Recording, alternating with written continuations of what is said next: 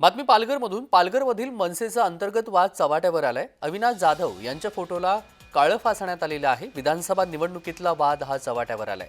पालघरच्या विधानसभा निवडणुकीनंतर पालघर मनसेमधील वाद चव्हाट्यावरती आलाय। पालघरची जबाबदारी अविनाश जाधव यांच्याकडे होती, पण त्यांनी त्यांचं काम व्यवस्थित केलं नसल्याचा आरोप करत पालघरच्या कार्यकर्त्यांनीच राज ठाकरे यांची भेट घेतली होती आणि त्या वादातून जाधव यांच्या फोटोला काळं फासल्याचं समोर आलेलं आहे। या सगळ्या संदर्भात सविस्तर माहिती जाणून घेऊया। विनायक पवार आपले प्रतिनिधी जोडले गेलेले आहेत। विनायक, नेमका वाद काय आहे आणि फोटोला का काळं फासण्यात आलेलं आहे, सविस्तर?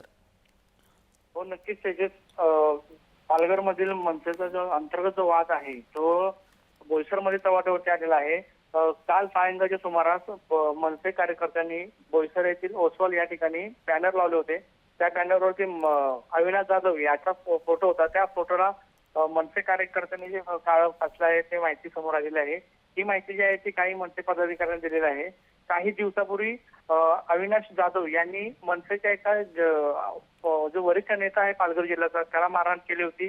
कदाचित त्याचा राग तर हा नाही ना त्यांच्या कार्यकर्त्यांनी काढला समोर। हे आता पोलिसांच्या तपासात बाब उघड होईल। अविनाश, अगदी धन्यवाद विनायक, आपण दिलेल्या सविस्तर माहितीसाठी। बातमी संदर्भातले अपडेट वेळोवेळी जाणून घेऊ।